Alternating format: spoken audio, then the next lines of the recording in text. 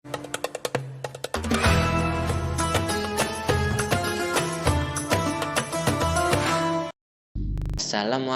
warahmatullahi wabarakatuh. Alhamdulillahirabbil alamin.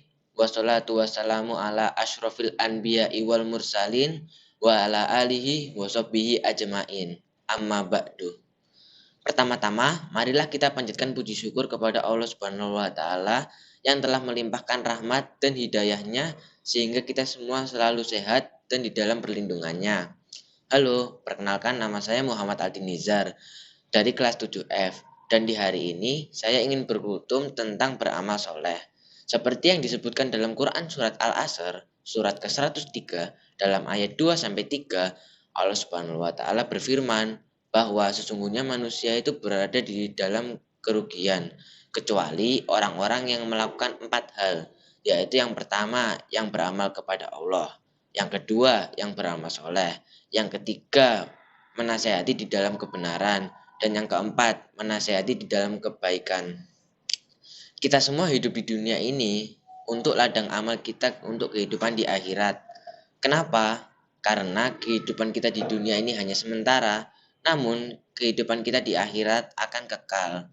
Jadi alangkah baiknya kita melakukan amal soleh, karena keimanan kita dibuktikan dengan amal soleh, dan amal soleh kita dibuktikan dengan keimanan yang benar.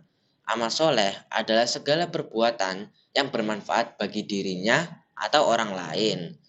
Sebaiknya kita melakukan amal soleh. Kenapa? Karena sekecil apapun amal soleh yang kita lakukan akan mendapatkan balasan dari Allah Subhanahu wa taala. Banyak macam amal soleh yang dapat kita lakukan. Terhitung ada 3 macam amal soleh yang dapat kita lakukan. Yaitu yang pertama, beramal soleh kepada Allah Subhanahu wa taala. Tentu kita harus beramal soleh kepada Tuhan kita sendiri, yaitu Allah Subhanahu wa taala. Bagaimana caranya? Kita harus melakukan perintahnya, seperti kita melakukan sholat, berzikir, berpuasa, dan banyak lagi. Dan kita harus menjauhi larangannya, seperti kita tidak mencuri, atau kita tidak bermakan makanan yang haram, dan lain-lain. Yang kedua yang bisa kita lakukan yaitu beramal soleh kepada sesama manusia. Beramal soleh kepada sesama manusia yaitu kita menjalankan hak dan kewajiban antara sesama manusia.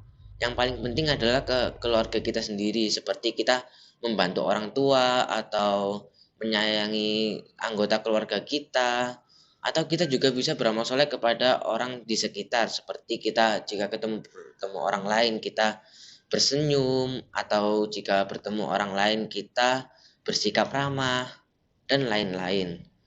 Dan yang terakhir, kita bisa melakukan beramal soleh di lingkungan alam. Kita harus melestarikan alam kita. Dengan cara bagaimana? Ya kita bisa reboisasi, atau cara mudahnya kita bisa membuang sampah ke tempatnya. Banyak amal soleh yang dapat kita lakukan. Tapi kita harus memenuhi syarat-syaratnya jika kita ingin amal soleh kita sah. Yaitu syaratnya yang pertama seperti kita beramal soleh mengetahui ilmunya. Tentu kita harus mengetahui ilmunya sebelum kita melakukannya. Dan yang kedua, tentu saja kita harus beramal soleh ikhlas karena Allah Subhanahu wa taala, tidak karena yang lain. Yang ketiga, kita beramal soleh untuk dengan syarat hadis dan Al-Qur'annya, tidak dari ajaran yang lain-lain.